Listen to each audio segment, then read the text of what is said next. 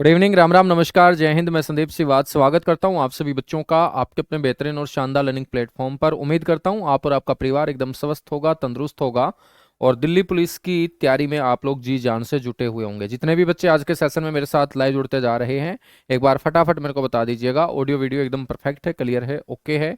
बच्चों, बड़ा इंटरेस्टिंग सा टॉपिक है, भारत की मृदाएं यानी कि सोयल ऑफ इंडिया, भारत की मिट्टियों के बारे में आज हम चर्चा करेंगे। कल हमने शुरुआत की थी इस टॉपिक की, बेसिक बेसिक बातें मैंने आप लोगों को बताई थी कि क्या होती है मिट्टी, सोयल क्या होती है।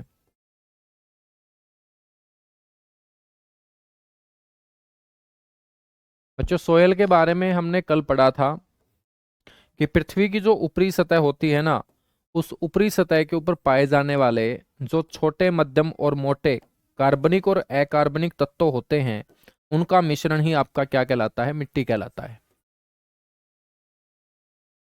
यानी कि पृथ्वी की ऊपरी सतह पर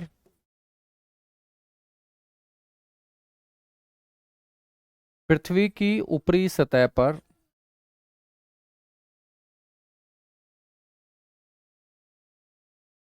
पाए जाने वाले छोटे, मध्यम और मोटे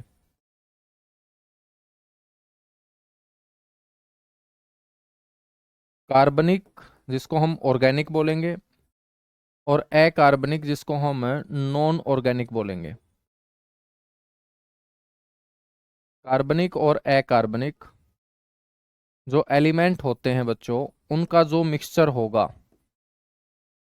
वो मिक्सचर ही आपका क्या कहलाता है, मिट्टी कहलाता है। ठीक है। आपका मैंने ये भी जवाब दिया था कि आपने पूछा था कि सर मिट्टी का जो निर्माण होता है, फॉर्मेशन ऑफ सोयल, वो कैसे होता है। तो बेटा, मिट्टी का जो निर्माण होगा ना, वो चट्टानों के टूटने से होता है। फॉर्मेशन ऑफ जो सोयल होगा, वो ब्रेकडाउन ऑफ रॉक्स, चट्टानों के टूटने से।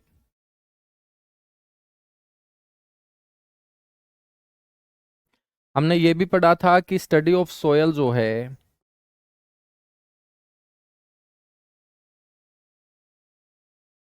बेटा मिट्टी का जो अध्ययन है वो क्या कहलाता है, मिट्टी का जो अध्ययन कहलाता है वो आपका कहलाता है पेडोलॉजी। आपसे पूछा जाएगा स्टडी ऑफ सोयल, तो आप बोलेंगे पेडोलॉजी, या हिंदी में इसे बोलते हैं मृदा विज्ञान।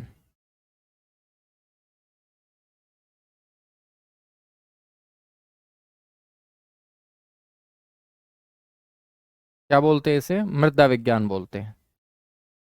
हमने ये भी बात की थी कि ये जो सोयल है बच्चों, ये एक लैटिन वर्ड है। कौन सी भाषा का शब्द है ये,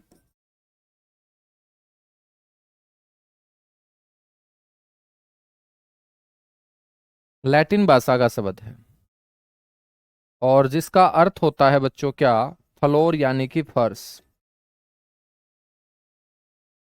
जिसका अर्थ होता है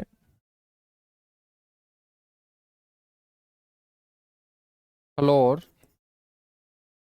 यानी कि फर्श। और लैटिन भाषा के शब्द सोलम से बच्चों ये बना था।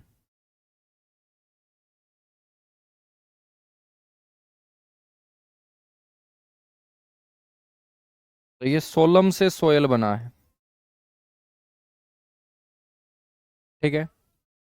हम बात करें बच्चों ICAR, जिसे हम बोलते हैं Indian council of agricultural research, Indian council of agricultural research,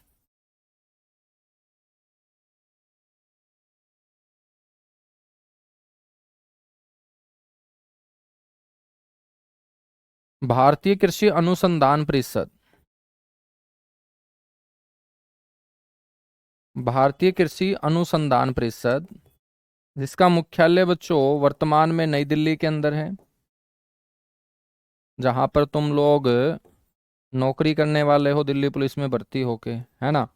तो हम बात करें Indian council of agricultural research ने क्या किया 1986 के अंदर, भारत के अलग अलग राज्यों में जो भी मिट्टियां पाई जाती हैं बच्चों, उन मिट्टियों की स्टडी करते हुए भारत के अंदर जो प्राइमरी सोयल है, प्राइमरी सोयल का मतलब है मुख्य प्रकार की जो मिट्टियां हैं, जो मेन मिट्टियां हैं, ठीक है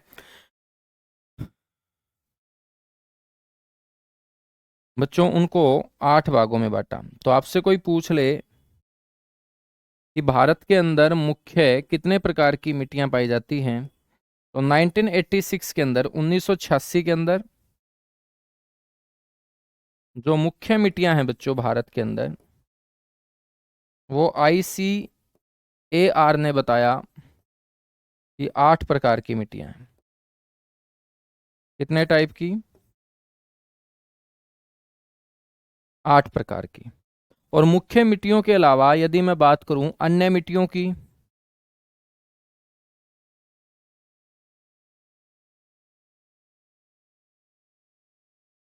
या हम इनको गौण मिट्टी भी बोल देते हैं, सेकेंडरी सोयल भी बोल देते हैं। प्राइमरी सोयल है बच्चों 8 टाइप की, सेकेंडरी जो सोयल है, गौण मिट्टी जो है, वो बताई गई 27 टाइप की। तो आपसे क्वेश्चन कैसे पूछेगा? क्वेश्चन आपसे पूछेगा कि ICAR ने भारतीय मिट्टी का जो वर्गीकरण किया है, डिवीजन किया है, वो कौन से साल किया? तो आप बोलेंगे 1986 में, ठीक है। और 1986 के बाद बच्चों हमने पढ़ना स्टार्ट किया कि भारत में मुख्य तौर पे कितने प्रकार की सोयल पाई जाती है? 8 प्रकार की सोयल। और जो सेकेंडरी सोयल है वो कितने टाइप की है? 27 प्रकार की है। कितने प्रकार की है बच्चों? 27 प्रकार की सोयल हमारी यहाँ सेकेंडरी है। हम इन 8 प्रकार की मिट्टियों के बारे में पढ़ना स्टार्ट करेंगे। उससे पहले मैं आपसे पूछूं बेटा कि जो अपने इंडिया के अंदर मिट्टी पाई जाती है, ठीक है, जो अपने इंडिया के अंदर मिट्टी पाई जाती है उसमें सबसे ज्यादा क्या पाया जाता है? तो आपको बोलना है कि भारत के अंदर जो मिट्टियां पाई जाती हैं,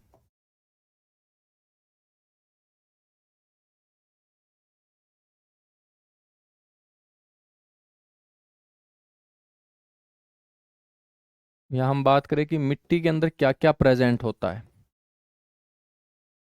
मिट्टी में विद्यमान।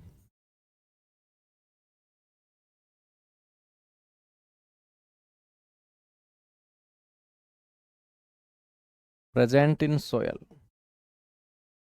तो बच्चों मिट्टी के अंदर क्या क्या प्रेजेंट होता है, सबसे इंपॉर्टेंट क्वेश्चन यहां से अभी अपना बनेगा। सबसे पहले आप लोगों को पता होना चाहिए कि मिट्टी के अंदर बच्चों प्रेजेंट होता है ह्यूमस। क्या होता है? ह्यूमस, ठीक है। नंबर 1 आपको याद रखना है, ह्यूमस।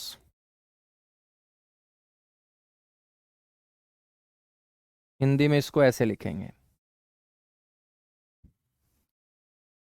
या हम इसको कार्बनिक पदार्थ भी बोल सकते हैं, ऑर्गेनिक मैटर भी बोल सकते हैं।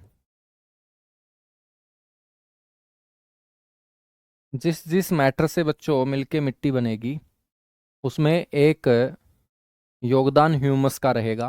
ह्यूमस या ऑर्गेनिक पदार्थ, जिसको हम कार्बनिक पदार्थ भी बोल सकते हैं, ऑर्गेनिक मैटर, इसकी जो प्रेजेंस होती है सोयल के अंदर बेटा वो 5 से 10% होती है, ठीक है।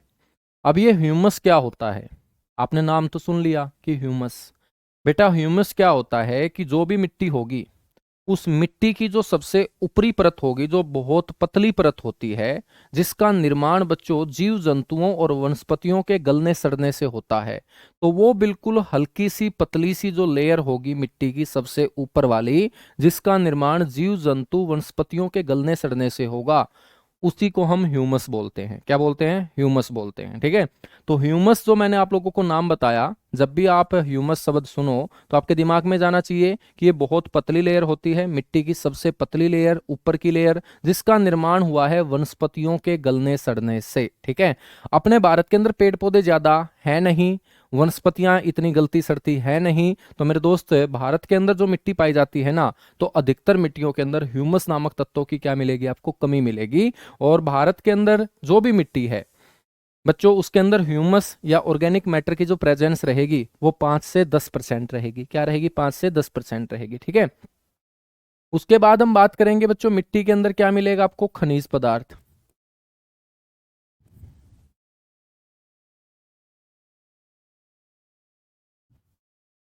मिनरल, ठीक है, ये रहेगा बेटा 40 से 45%। तो सबसे ज्यादा मिट्टी के अंदर क्या पाया जाता है, खनिज पदार्थ ही पाया जाता है, 40 से 45%, ठीक है। अब मैं यहां से क्वेश्चन आपसे पूछता हूं, बड़ा इंपॉर्टेंट क्वेश्चन है कि बच्चों जब भी मिट्टी का निर्माण होगा तो मृदा के निर्माण में सबसे ज्यादा योगदान बच्चों कौन से खनिज पदार्थ का होता है। अब जैसे खनिज पदार्थ मैंने बताया कि 40 से 45% प्रेजेंस रहेगा मिट्टी के निर्माण में, 40 से 45% भूमिका कौन निभाता है, खनिज पदार्थ। तो मेरे दोस्त कौन सा खनिज पदार्थ, खनिज तो बहुत सारे हैं, मिनरल तो बहुत सारे हैं, तो मृदा के निर्माण में सबसे ज्यादा योगदान देने वाला खनिज पदार्थ। तो बच्चों मिट्टी के निर्माण में सबसे ज्यादा योगदान कौन से खनिज का होगा, तो आप बोलेंगे वो होगा quartz. Quartz very very important question है बच्चों। मिट्टी के निर्माण में सबसे ज्यादा योगदान देने वाला खनिज कौन सा होगा, क्वार्ट्ज होगा बच्चों, ठीक है ना। हम बात करें तीसरे नंबर पे,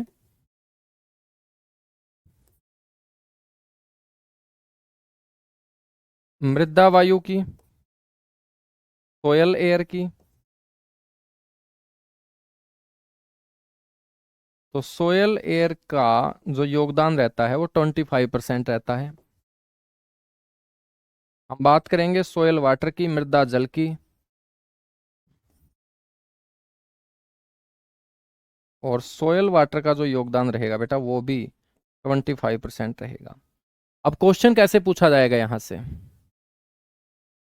क्वेश्चन कैसे पूछा जाएगा, क्वेश्चन आपसे पूछा जाएगा बताइएगा मिट्टी के निर्माण में कौन कौन अपना रोल अदा करते हैं। तो इन चारों के नाम याद रखने हैं।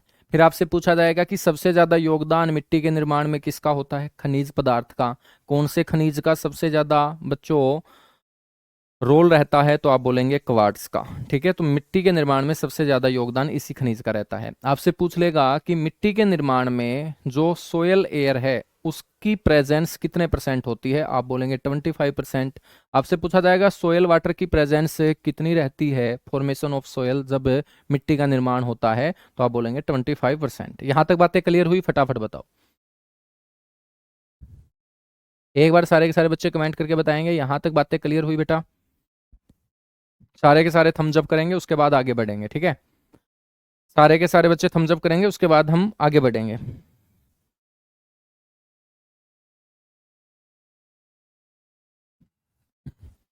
बच्चों कोई भी मिट्टी है वो किस प्रकार की है, यानी कि वो अम्लीय है, क्षारीय है, या न्यूट्रल है, उदासीन है, तो ये हम कैसे तय कर पाएंगे। ये हम तय कर पाएंगे एक स्केल से, और उसको बोलते हैं pH scale, potential of hydrogen, ठीक है। तो आपको ध्यान रखना है,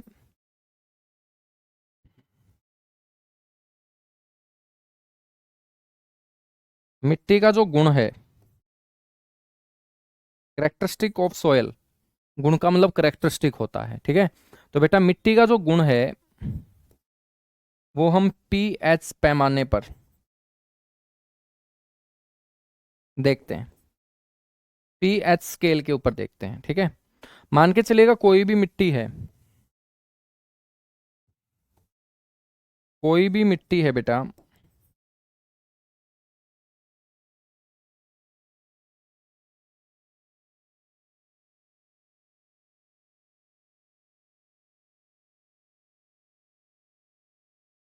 यदि उस मिट्टी की पीएच वैल्यू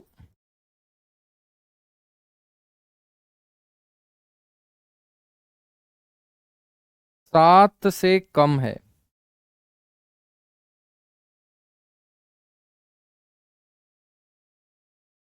7 से कम है, जितना 7 से कम होता जाएगा वो मिट्टी उतनी ही एसिडिक होती जाएगी, अम्लीय होती जाएगी। इस मिट्टी को हम बोल देंगे अम्लीय मिट्टी, ठीक है, वो उतनी ही एसिडिक होती जाएगी। अब जिस मिट्टी की बच्चों पीएच वैल्यू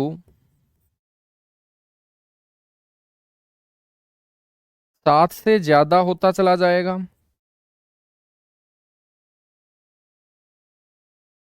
उस मिट्टी को हम बोलेंगे क्षारीय मिट्टी।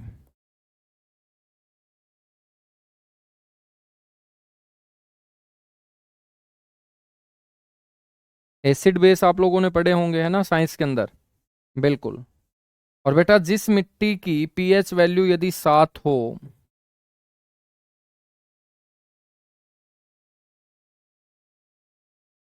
ठीक है, जिस मिट्टी की पीएच वैल्यू 7 हो, तो वो मिट्टी आपकी होगी उदासीन। उदासीन को हम बोलेंगे न्यूट्रल, यानी कि ना वो एसिडिक होगी ना वो बेसिक होगी, वो क्या होगी, न्यूट्रल होगी। क्या होगी, न्यूट्रल होगी, ठीक है ना। तो आसान सा क्वेश्चन पूछ लिया जाता है आपसे। पीएच, पीएच एक स्केल है, पोटेंशियल ऑफ हाइड्रोजन इसकी फुल फॉर्म होगी। सोरेनसन नाम के एक साइंटिस्ट ने बच्चों इसको बनाने का काम किया था, ठीक है ना। अब यहां से क्वेश्चन पूछा जाता है कि भाई पौधे की जो ग्रोथ होती है, पौधे की जो ग्रोथ होती है वो सबसे अच्छी किस मिट्टी में होगी।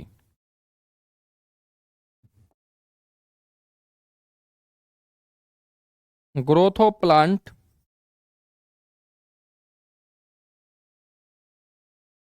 पौधे की जो वृद्धि होगी बेटा, वो उस मिट्टी में बहुत अच्छी होगी जिस मिट्टी की पीएच वैल्यू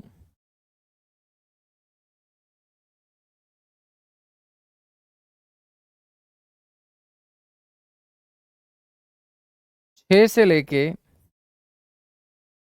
7.5 तक होगा, ठीक है। तो ये एक वैल्यू आपको याद रखना है कि भाई जिस मिट्टी की पीएच वैल्यू 6.0 से लेके 7.5 के बीच होगी, ठीक है,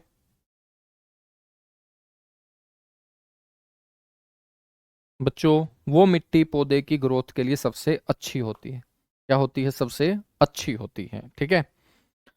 अब हम बात करेंगे अपने भारत के अंदर पाए जाने वाली मुख्य रूप से जो 8 मिट्टियां हैं उनकी।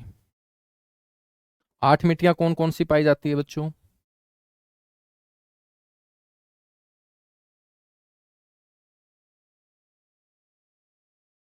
मेजर सोयल ऑफ इंडिया, मुख्य मिट्टी,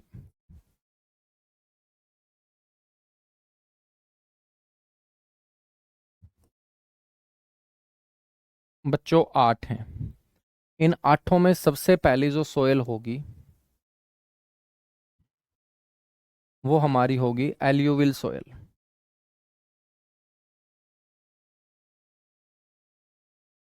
एल्यूविल सोयल को हम बोलते हैं हिंदी में जलोढ़ मिट्टी।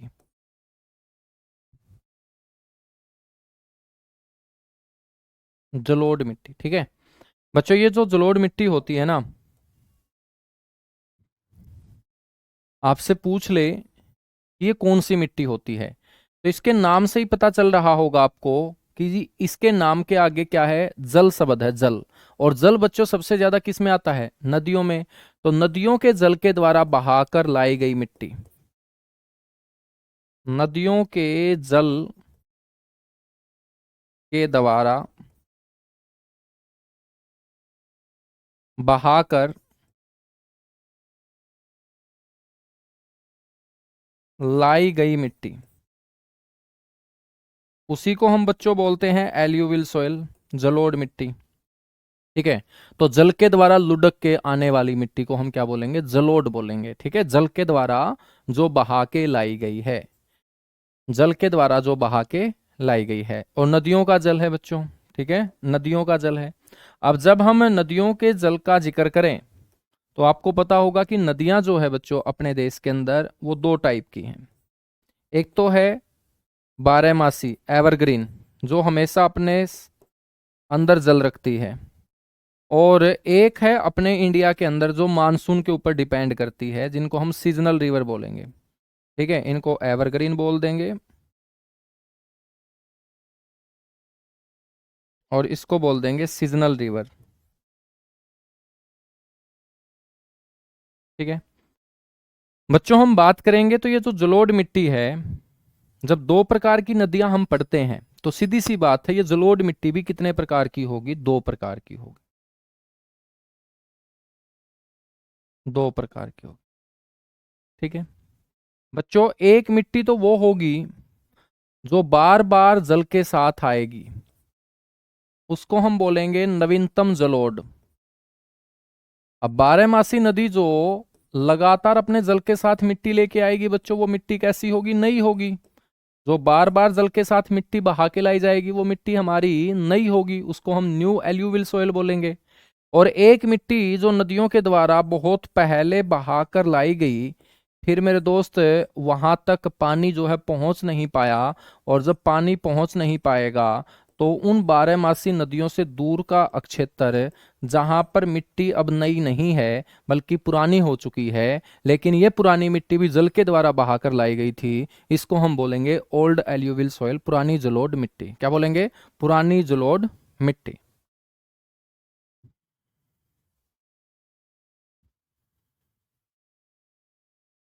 ठीक है ना?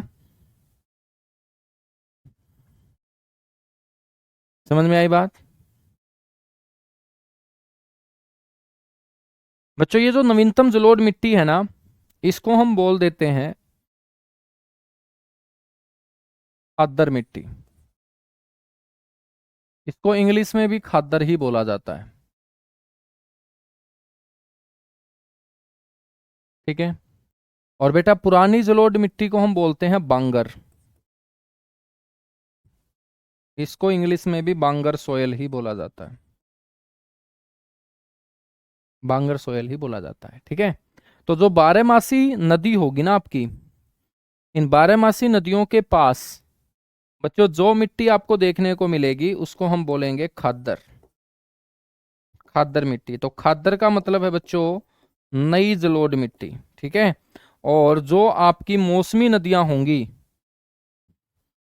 या बारहमासी नदियों से जो दूर होगा क्षेत्र, वहां पर आपको कौन सी मिट्टी मिलेगी? बांगर मिट्टी। कौन सी मिट्टी?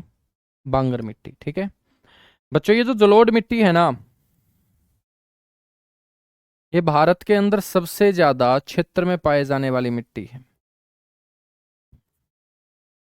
सबसे बड़े भौगोलिक क्षेत्र में। सबसे बड़े भौगोलिक क्षेत्र में।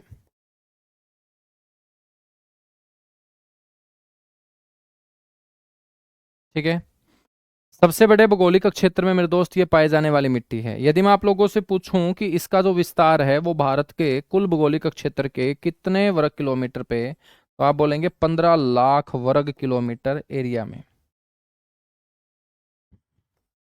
ठीक है, 15 लाख वर्ग किलोमीटर एरिया में बच्चों आपको जलोढ़ मिट्टी का विस्तार देखने को मिलेगा। ठीक है, यानी कि हम बात करें तो ये भारत का सबसे बड़ा मिट्टी वर्ग है।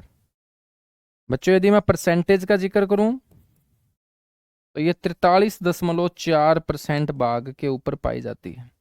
43.4% भाग के ऊपर ये पाई जाती है। ठीक है, इसका जो रंग होता है बच्चों वो लाइट ब्राउन होता है, यानी कि हम बोल सकते हैं हल्का भूरा। हल्का भूरा। ठीक है, अब देखिएगा, मैंने आपको बताया कि नदियों के जल के द्वारा ये बहा के लाई जाएगी। तो भारत के अंदर बारहमासी नदियां सबसे ज्यादा कहाँ से निकलती हैं? मैंने आप लोगों को बताया था हिमालय से, क्योंकि ग्लेशियर सबसे ज्यादा कहाँ है? नॉर्थ इंडिया में है, और हिमालय जो क्षेत्र है वहीं पर आपको सबसे ज्यादा ग्लेशियर देखने को मिलेंगे। तो सीधी सी बात है कि बच्चों, हिमालय क्षेत्र से निकलने वाली नदियां जब अपने साथ वो मिट्टी बहा के लाई जाएगी तो उस मिट्टी को कहाँ गिराएगी? मैदानों के अंदर।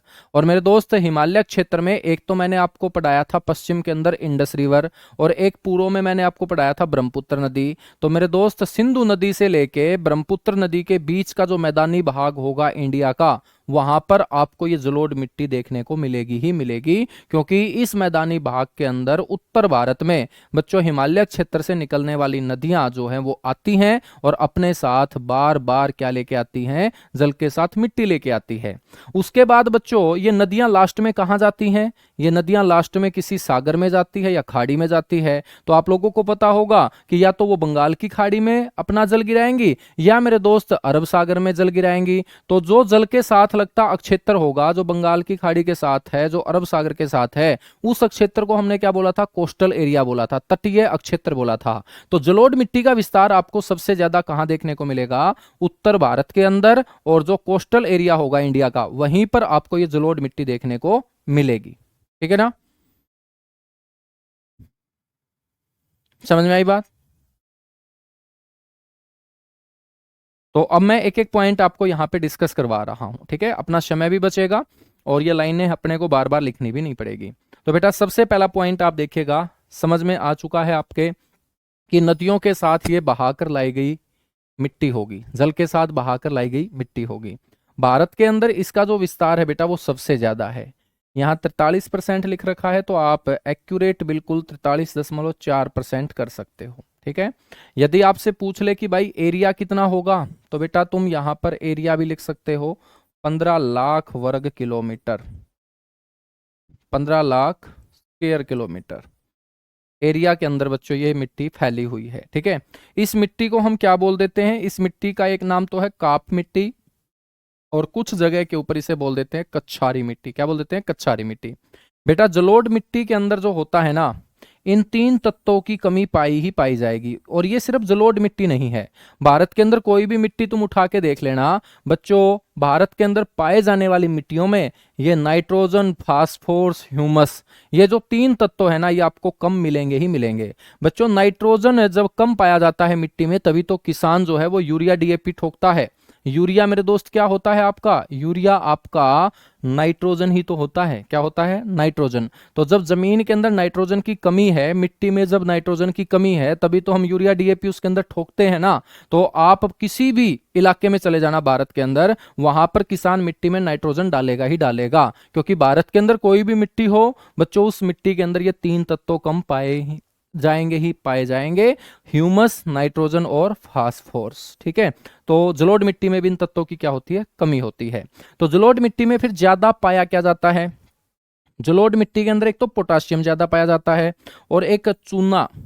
ठीक है, एक पोटाशियम और एक चूना, चूने को हम इंग्लिश में बोलते हैं बच्चों लाइम। क्या बोलते हैं, लाइम। ठीक है, तो पोटाशियम और चूना जो है ना, वो आपको प्रचुर मात्रा में इस जलोढ़ मिट्टी में देखने को मिलेगा। बच्चों जलोढ़ मिट्टी का जो विस्तार है, विस्तार मैंने बताया कि कहां मिलेगा आपको जलोढ़ मिट्टी, एक तो जो ये समुद्र तटीय इलाका है आपका,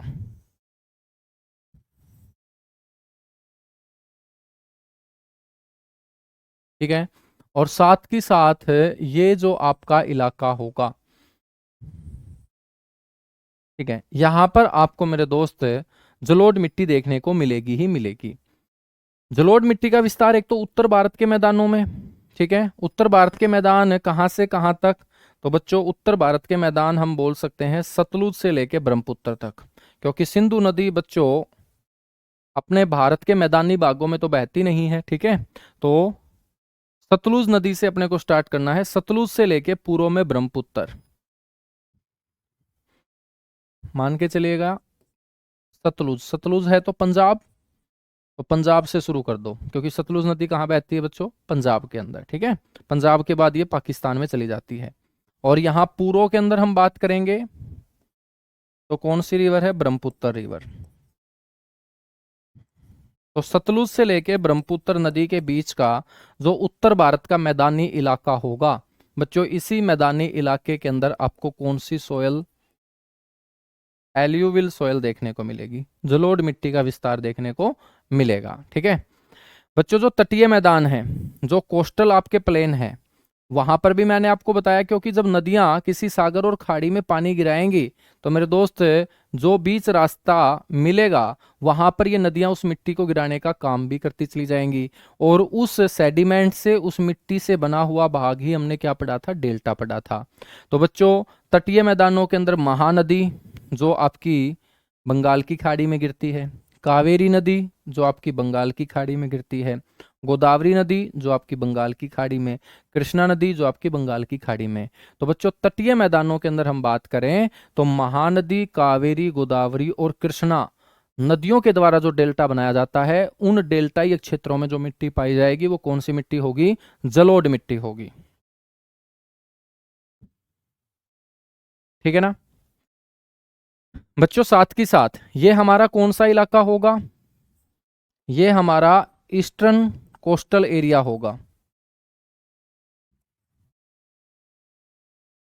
यानी कि हम बोल सकते हैं पूर्वी तटीय क्षेत्र। तो पूर्वी तटीय क्षेत्रों में बच्चों जो बड़ी नदियां हैं, जिसमें गोदावरी है, कृष्णा है, कावेरी है, महानदी है, तो इन नदियों के द्वारा जो डेल्टा बनाया जाता है, तो डेल्टे का मतलब क्या है बच्चों, नदी के जल के साथ जो गंदगी बह के आ रही है जिसमें मिट्टी भी होगी, तो वो जब बीच रास्ते में छोड़ दी जाएगी त्रिभुजाकार आकृति में, वो मिट्टी, वो सेडिमेंट, वो गंदगी जमा हो जाएगी, उसी को हमने क्या बोल दिया था, डेल्टा। तो बच्चों, ऐसे ही हम पश्चिमी तटीय मैदान में देखें तो पश्चिमी तटीय मैदान के अंदर आपको विस्तार देखने को मिलेगा केरल और गुजरात में। क्यों? क्योंकि गुजरात के तट को पार करते हुए बच्चों बहुत सारी नदियां खंबात की खाड़ी में गिरती है, जिसमें नर्मदा का नाम है, तापी नदी का नाम है, साबरमती नदी का नाम है, माही नदी का नाम है। तो ये जो नदियां हैं ये गुजरात के तट को ही बच्चों पार करके खंबात की खाड़ी में गिरती हैं। तो इन नदियों के जल के साथ जो मिट्टी बहा के लाई जाती है वो इस कोस्टल एरिया के अंदर बच्चों बार बार जो है वो जमा की जाती है। और नदियों का जल जब आ रहा है तो अपने साथ मिट्टी लेके आ रहा है, और उसी मिट्टी को हम क्या बोल रहे हैं, जलोढ़ मिट्टी बोल रहे हैं। ठीक है। केरल, केरल के अंदर मैंने आपको बताया था कि एक तट है मालाबार तट। उस तट का नाम मालाबार क्यों पड़ा था? क्योंकि इस तट से होते हुए 20 से भी अधिक नदियां अपना पानी अरब सागर में गिराती हैं। और बच्चों 20 नदियों को जब आप देखोगे तो इनकी एक माला सी बनती हुई नजर आएगी, तभी तो हमने उस कोस्ट को क्या बोला था, मालाबार कोस्ट बोला था। तो बच्चों, जो कोस्ट ऑफ केरला होगा उसी को हम मालाबार कोस्ट बोलते हैं। क्या बोलते हैं? मालाबार कोस्ट बोलते हैं। ठीक है ना।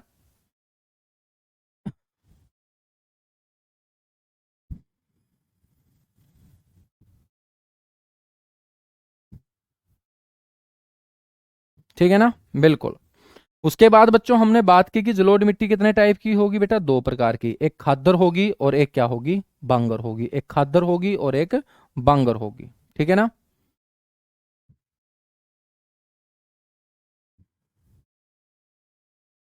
उसके बाद हम बात करते हैं बच्चों जो खादर, खादर मिट्टी होगी ये बार बार नदियों के जल के साथ बहा के लाई जाएगी। और जब नदियों के अंदर बाढ़ ज्यादा आती है तो मेरे दोस्त उस समय ये मिट्टी जल के साथ बड़ी मात्रा में आती है। तो नदियों के द्वारा प्रत्येक वर्ष बाढ़ के साथ बहाकर लाई जाने वाली जो मिट्टी होगी उसी को हम खादर बोलते हैं। क्या बोलते हैं? खादर। और ये मिट्टी जब बार बार जल के साथ आ रही है मानसून के अंदर बड़ी मात्रा में, जब बारिश आएगी, जब बाढ़ आएगी तो बड़ी मात्रा में, और वैसे पूरे साल भर मेरे दोस्त उन इलाकों के अंदर ये मिट्टी आती रहती है जहां से ये बारहमासी नदियां बहती हैं। जैसे मैं बात करूं, गंगा कैसी नदी है? बारहमासी नदी। तो गंगा के जल के द्वारा बार बार मिट्टी बहा के लाई जाती है, लेकिन सबसे ज्यादा मिट्टी कब बहा के लाई जाएगी? जब मानसून आएगा, जब बारिश आएगी। बारिश के कारण बच्चों नदियों के अंदर जल ज्यादा आएगा, जल ज्यादा होगा, रफ्तार ज्यादा होगी, तो बच्चों मिट्टी भी ज्यादा बहा के लाई जाएगी। ठीक है। तो इसलिए बाढ़ के साथ ये मिट्टी बहा के बड़ी मात्रा में लाई जाती है। वर्ष भर ये मिट्टी आती रहती है लेकिन ज्यादा मानसून के समय। तो नवीनतम जलोढ़ मिट्टी को हमने खादर बोल दिया। बच्चों जो बारहमासी नदियों के निचले मैदान होते हैं, निचले का मतलब जो समीप के मैदान होंगे, वहां पर पाए जाने वाली मिट्टी को ही हमने क्या बोला है? खादर। क्योंकि जहां से नदी बह रही है, नदी के दोनों ओर के जो किनारे होंगे, तो उन किनारों के आसपास जो क्षेत्र होगा जहां बाढ़ आती है वहीं पर मेरे दोस्त आपको ये मिट्टी देखने को मिलेगी। अब खादर मिट्टी जो बार बार जल के साथ आ रही है, इस मिट्टी को हमने नया बोला है। तो इस मिट्टी के अंदर मेरे दोस्त ऑलरेडी पावर है। इसके अंदर अपने को फर्टिलाइजर उर्वरकों का इस्तेमाल नहीं करना होता, क्योंकि बार बार मिट्टी आ रही है, और बार बार मिट्टी आ रही है तो ये फसलों के उत्पादन के लिए काफी उपयोगी होती है। सबसे ज्यादा उपजाऊ मिट्टी बोल सकते हैं, मोस्ट फर्टाइल सोयल इसे हम बोल सकते हैं, खादर मिट्टी को। ठीक है ना, समझ में आई बात? सर जी बुक में 40 है बेटा, बुक को छोड़ दो तुम, ठीक है ना। हाँ, तो जो मैं लिखवा रहा हूँ ना उसको याद रख ले, 43.4%, ठीक है ना। हाँ, बुक के अंदर 40 है, तो बुक वाले आंकड़े को 43.4% कर लेंगे। आगे हम बात करें तो बांगर मिट्टी कौन सी होगी बेटा? जो मिट्टी पुरानी हो चुकी होगी। अब पुरानी मिट्टी कौन सी होगी? जहां से बारहमासी नदी गुजरती है, तो बारहमासी नदी से जो दूर के मैदान है, ऊंचे मैदान है, जहां से बच्चों बारहमासी नदी नहीं गुजरती है, वहां से बारहमासी नदियां बड़ी दूर पड़ती हैं, तो उन मैदानों के अंदर जो मिट्टी जमा कर दी गई थी जल के द्वारा, बच्चों आज वो क्या हो चुकी है? पुरानी हो चुकी है। और उसी पुरानी जलोढ़ मिट्टी को हम क्या बोल देते हैं? बांगर बोल देते हैं। अब बांगर मिट्टी यदि पुरानी हो चुकी है तो इसकी पावर भी कम हो चुकी होगी। पावर कम हो चुकी होगी तो किसान इस मिट्टी के अंदर क्या डालेंगे बच्चों? फर्टिलाइजर, उर्वरकों का इस्तेमाल, खाद का इस्तेमाल, यूरिया डीएपी का इस्तेमाल बच्चों कौन से क्षेत्र में किया जाता है? बांगर क्षेत्र में किया जाता है। ठीक है, यहां पर हम बात करें तो कंकड़, इस बांगर क्षेत्र के अंदर बच्चों मिट्टी के कठोर कंकड़ बन जाते हैं, और वो कठोर कंकड़ उसके अंदर होता है कैल्शियम कार्बोनेट। क्या होता है? Calcium carbonate. ठीक है, और कैल्शियम कार्बोनेट अपने आप में बच्चों कंकड़ होते हैं, कठोर होते हैं, क्योंकि जो चूना पानी के संपर्क में आएगा तो बच्चों वो क्या बन जाएगा? कठोर बन जाएगा। तो कैल्शियम कार्बोनेट की आपको यहाँ ग्रंथियां देखने को मिलेंगी जब हम बांगर क्षेत्र के अंदर क्या करते हैं? खुदाई करते हैं।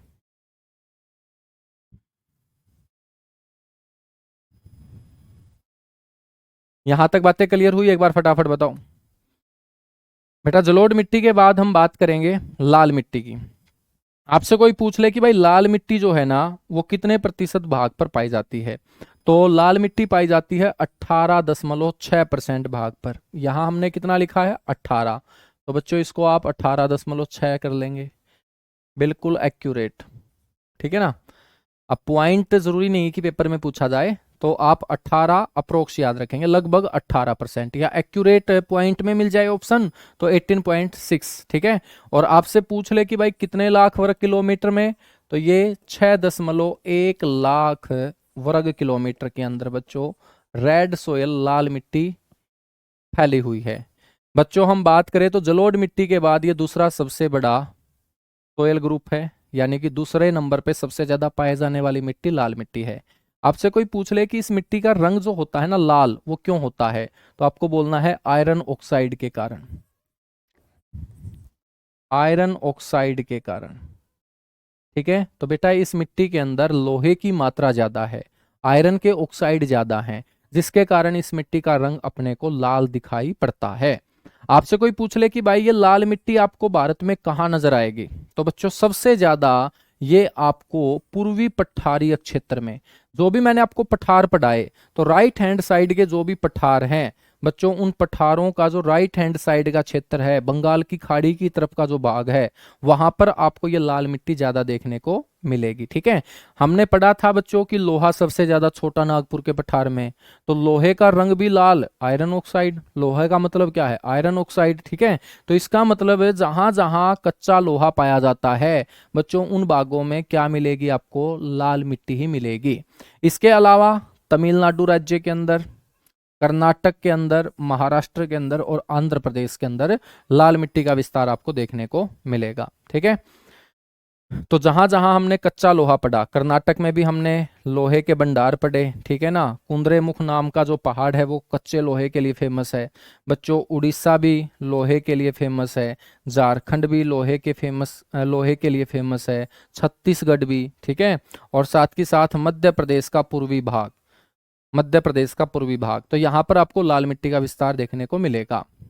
इसके अलावा मेरे दोस्त पश्चिम बंगाल में भी, उत्तर प्रदेश का जो दक्षिणी हिस्सा है मध्य प्रदेश की तरफ, वहां पर भी, और राजस्थान के कुछ क्षेत्रों में भी लाल मिट्टी आपको देखने को मिलेगी। मैंने आपको बताया कि ये जो तीनों के तीनों तत्व हैं, तो मेरे दोस्त ये तीनों के तीनों भारत की पाए जाने वाली हर प्रकार की मिट्टी के अंदर कम मिलेंगे, नाइट्रोजन, फास्फोरस और ह्यूमस। बच्चों आपसे ये क्वेश्चन पूछ लिया जाए डायरेक्ट कि भाई प्रायद्वीपीय भारत, जो पेनिनसुलर इंडिया हमने पढ़ा, और प्रायद्वीपीय भारत में जहां पर भी कम बारिश होती है वहां पर कौन सी मिट्टी पाई जाती है? वहां लाल मिट्टी ही। लाल मिट्टी कहाँ पाई जाती है? एक पहचान ये भी याद रख लेना कि बच्चों दक्षिण भारत के अंदर जहां पर कम बारिश होती है, वो सारे के सारे राज्य जहां कम बारिश होती है दक्षिण भारत में, वहां पर आपको लाल मिट्टी का विस्तार ही देखने को मिलेगा। बच्चों ये लाल मिट्टी जो होती है ना, ये ज्यादा उपजाऊ नहीं होती है, लेकिन इस मिट्टी के अंदर मोटे अनाज बच्चों उगाए जा सकते हैं। ठीक है, जो मिट्टी कम उपजाऊ होगी वहां पर मोटे अनाज ही होते हैं। मोटे अनाज में जैसे ज्वार है, बाजरा है। जैसे राजस्थान के अंदर भी मोटे अनाज का उत्पादन होता है, तो राजस्थान के कुछ भाग में भी कौन सी मिट्टी पाई जाती है बेटा? लाल मिट्टी पाई जाती है। ठीक है, ये मिट्टी आपकी थोड़ी सी कम उपजाऊ होती है। उसके बाद बच्चों तीसरी मिट्टी है काली मिट्टी। बहुत बढ़िया अंकिता, बहुत बढ़िया, शानदार, जबरदस्त। गुरुजी 3.5 लाख वर्ग किलोमीटर में दिखा रहा है। बेटा तुम मेरी भी मान लो यार, जो मैं पढ़ा रहा हूं उसके ऊपर तुम ध्यान मत देना बस।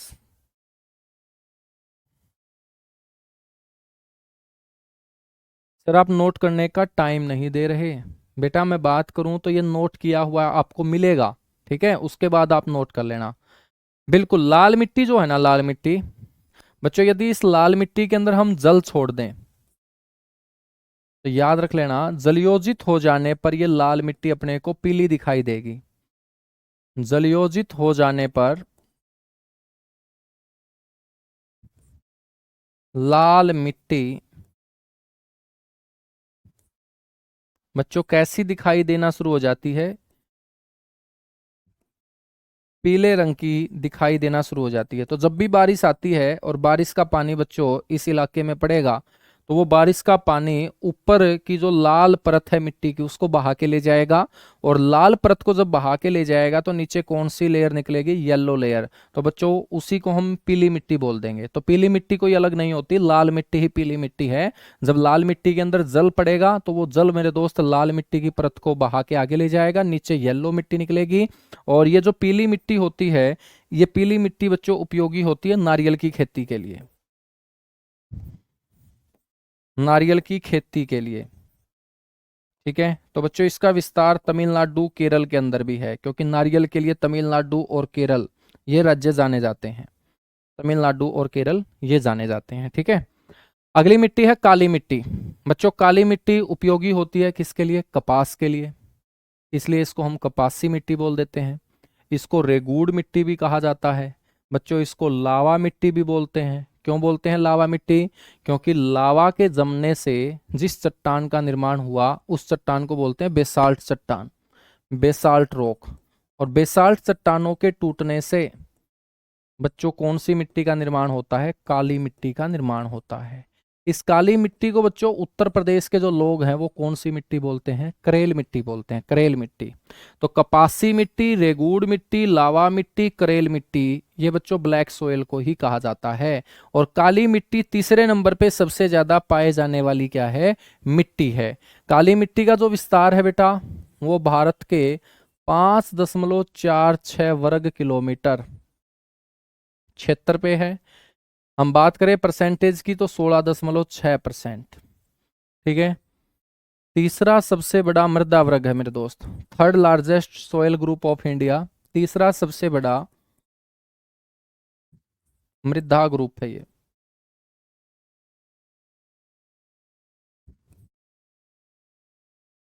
ठीक है, तो तीसरे नंबर पे सबसे ज्यादा ये पाई जाती है। बेटा अंतर्राष्ट्रीय स्तर पे, इंटरनेशनल लेवल पे इस काली मिट्टी को कहा जाता है चेरनोजम सोयल। कौन सी सोयल? Chernozem soil. बड़ा इंपॉर्टेंट क्वेश्चन है कि अंतर्राष्ट्रीय स्तर पर इस मिट्टी को किस नाम से जाना जाता है? चेरनोजम मिट्टी के नाम से जाना जाता है। मैंने आपको बताया कि इस मिट्टी का निर्माण कौन सी चट्टानों के टूटने से होगा? बेसाल्ट चट्टानों के टूटने से होगा। सबसे ज्यादा काली मिट्टी भारत के अंदर बच्चों कौन से राज्य के अंदर है? महाराष्ट्र राज्य के अंदर। लेकिन बच्चों कपास का उत्पादन कल मैंने आपको बताया था सबसे ज्यादा कहाँ होता है? प्रोडक्शन ऑफ कॉटन, कपास का उत्पादन सबसे ज्यादा होता है बेटा कहाँ पर गुरुजी? गुजरात के अंदर।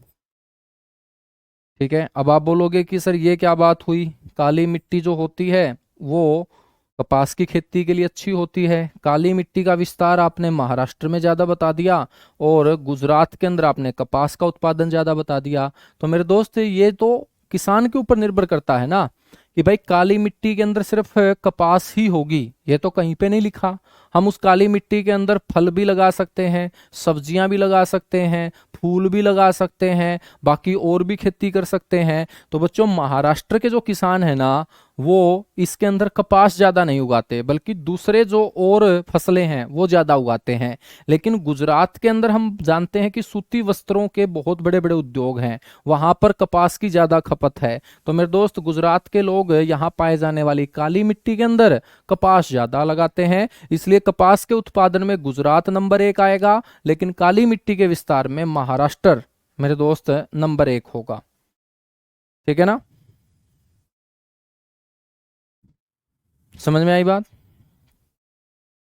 बच्चों हम बात करें तो कौन से पठार में, राज्यों के अलावा आपसे पठार पूछ ले तो एक तो दक्कन के पठार में बच्चों काली मिट्टी का विस्तार आपको ज्यादा देखने को मिलेगा, और एक मालवा के पठार में, मालवा के पठार में।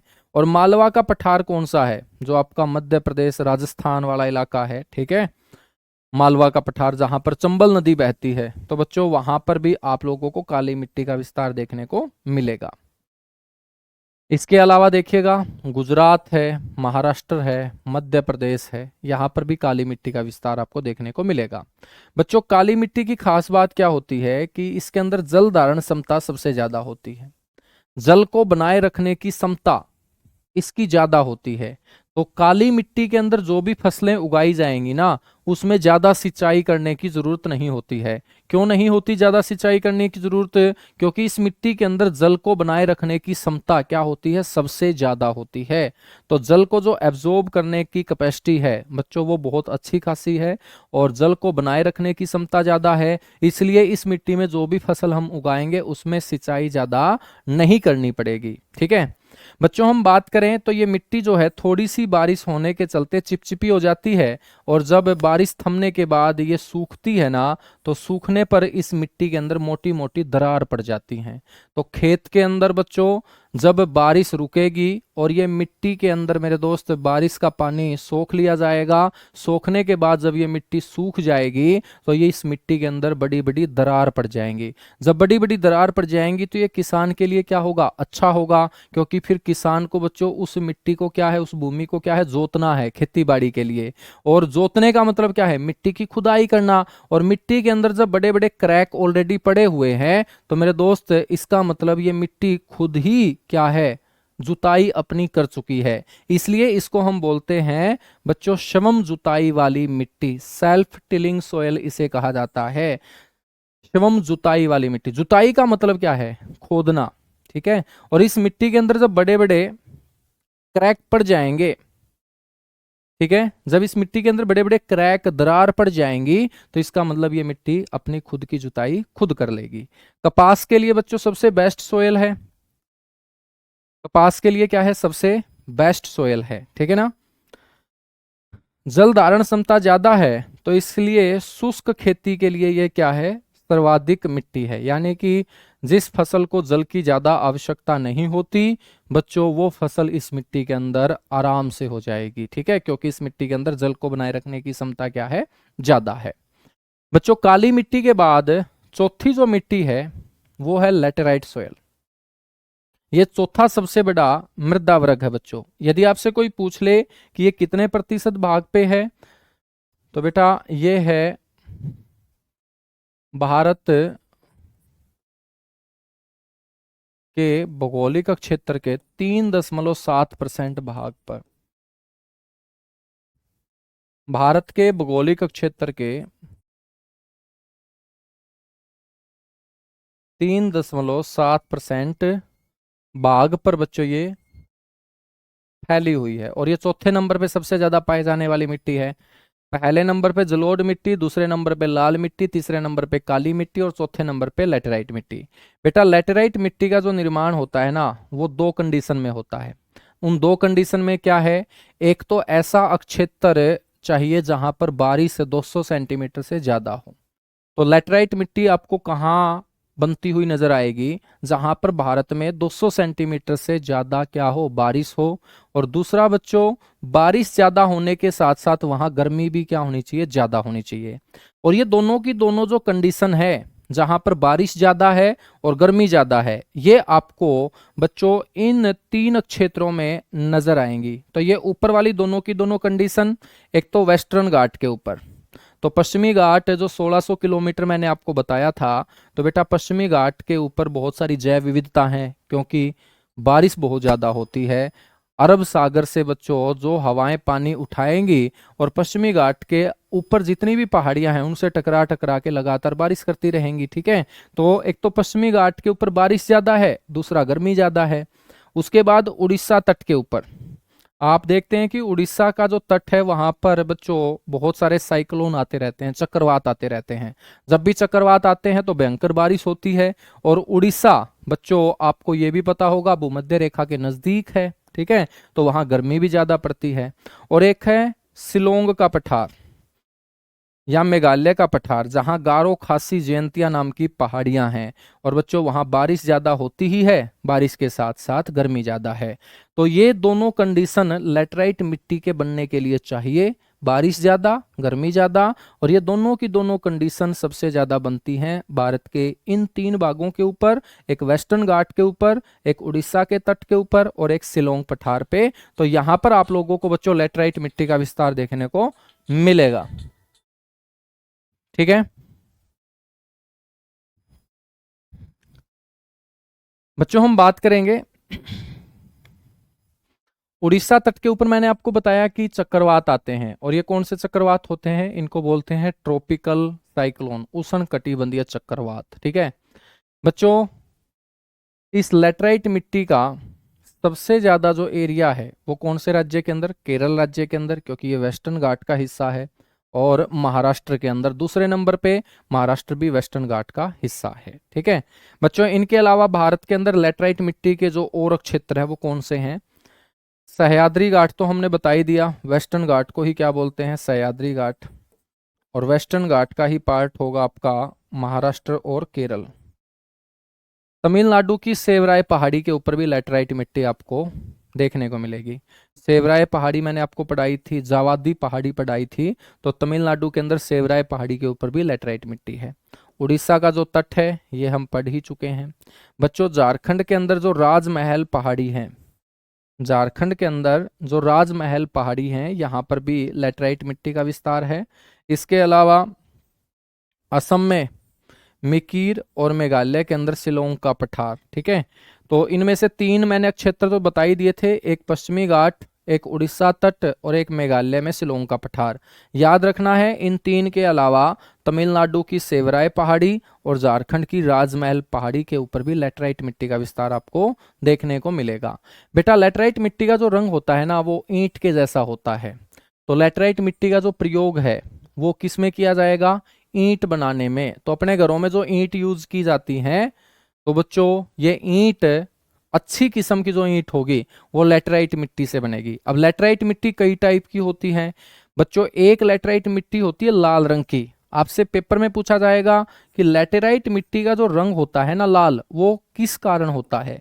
तो कोई भी चीज जिसका रंग लाल होगा वो आयरन ऑक्साइड के कारण ही होगा। किसके कारण होगा, आयरन ऑक्साइड के कारण ही होगा। ठीक है ना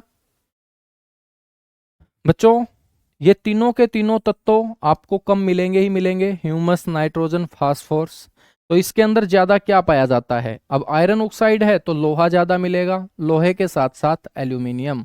तो बच्चों आयरन एंड एल्यूमिनियम ऑक्साइड जो हैं वो आपको इस मिट्टी के अंदर सबसे ज्यादा देखने को मिलेंगे।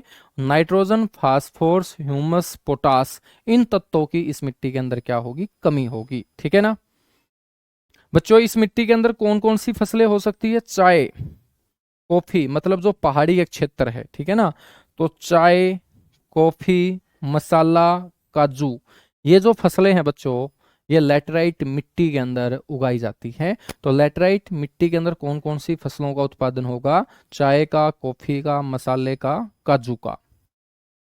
अगली मिट्टी है बच्चों मरुस्थलीय मिट्टी, 5वें नंबर पे।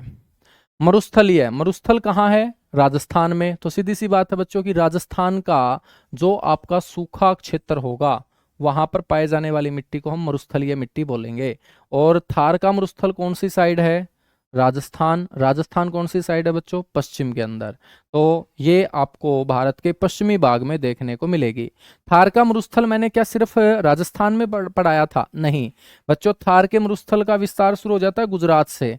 गुजरात के बाद ये हरियाणा का जो दक्षिणी हिस्सा है वहां पर, और ये एक हरियाणा के साथ साथ पंजाब का जो दक्षिणी हिस्सा है वहां पर। ठीक है, तो बच्चों 4 राज्यों के अंदर थार के मरुस्थल का विस्तार पढ़ाया था कि गुजरात के अंदर, राजस्थान के अंदर, पंजाब के अंदर, हरियाणा के अंदर। तो पंजाब और हरियाणा के अंदर ये कौन सी दिशा में है? साउथ की तरफ, दक्षिण की तरफ। यानी कि वो इलाका हरियाणा और पंजाब का जो राजस्थान को टच करता है बच्चों, वहां पर आपको कौन सी मिट्टी देखने को मिलेगी? मरुस्थलीय मिट्टी।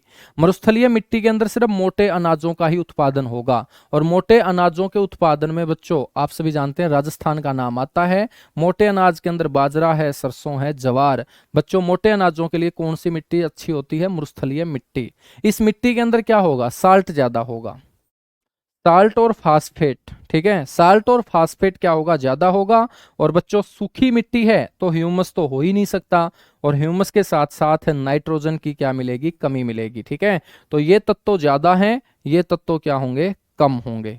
ठीक है, बाजरा, मक्का, सरसों, जो ये आपके अनाज इस मरुस्थलीय मिट्टी के अंदर होते हैं। अगली मिट्टी है बेटा पर्वतीय मिट्टी। पर्वतीय मिट्टी का मतलब जो आपके पर्वतीय क्षेत्र में पाई जाती है, यानी कि हिमालय क्षेत्र में। जो हमने हिमालय क्षेत्र पढ़ा, सबसे ऊंचा पर्वतीय क्षेत्र कौन सा है? हिमालय। तो माउंटेन सोयल जो मिलेगी वो आपको हिमालय एरिया में मिलेगी। इसको हम क्या बोल देते हैं? इसको हम फॉरेस्ट सोयल बोल देते हैं। पर्वतीय मिट्टी को ही फॉरेस्ट सोयल कहा जाता है। बात करें तो हिमालय के साथ साथ इसका विस्तार आपको कश्मीर और हिमाचल प्रदेश में, यानी कि कश्मीर में भी बच्चों हिमालय है, हिमाचल प्रदेश में भी हिमालय है। तो सिर्फ मैंने हिमालय नाम ले दिया तो तुम समझ जाओ कि भाई जहां जहां हिमालय हमने पढ़ा, उत्तराखंड में भी तो हिमालय पढ़ा था, सिक्किम के अंदर भी तो हिमालय पड़ा था, अरुणाचल प्रदेश में भी तो हिमालय पड़ा था। तो जहां जहां हिमालय फैला हुआ है वहां पर आपको ये माउंटेन सोयल देखने को, पढ़ने को मिलेगी। बच्चों इस माउंटेन सोयल के अंदर पोटास, फास्फोरस और चूना, इन तत्वों की क्या है? कमी मिलती है। क्या है? कमी। लेकिन आपको ये जो ह्यूमस नाम का तत्व है ना, ये सबसे ज्यादा इस मिट्टी में मिलेगा। क्यों मिलेगा? क्योंकि यहाँ हिमालय क्षेत्र के अंदर बहुत सारी वनस्पतियां हैं, और वो वनस्पतियां बच्चों खराब भी होती हैं, गलती भी हैं, सड़ती भी हैं।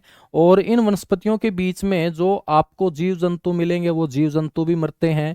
तो इन वनस्पतियों के गलने सड़ने से, जीव के गलने सड़ने से जिस तत्वों का निर्माण होगा उसे क्या बोलेंगे? ह्यूमस। तो यहाँ पर वनस्पति ज्यादा है। पहाड़ी एरिया में जनसंख्या इतनी निवास नहीं करती, इसलिए वनस्पति सुरक्षित है। वनस्पति सुरक्षित है तो वो वनस्पति बच्चों आपकी खराब होकर नई बनती रहती हैं, और जिसके गलने सड़ने से ह्यूमस नाम का तत्व बनता है। इसलिए बच्चों माउंटेन सोयल के अंदर ह्यूमस नाम का तत्व सबसे ज्यादा मिलेगा। समझ में आई बात?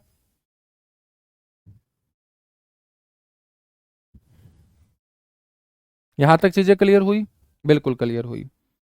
हाँ बिल्कुल, आज की सारी मिट्टियां पढ़ेंगे बच्चों। ह्यूमस की अधिकता के कारण इस मिट्टी के अंदर ह्यूमस नाम का एलिमेंट ज्यादा होगा। तो बच्चों इस मिट्टी के अंदर अम्लीयता, ठीक है, के गुण आपको देखने को मिलेंगे। तो ये किस प्रकार की मिट्टी होती है? ये आपकी एक एसिडिक सोयल होती है। माउंटेन सोयल जिसको हमने फॉरेस्ट सोयल बोला, ये किस प्रकार की होगी? ये एसिडिक होगी, अम्लीय होगी।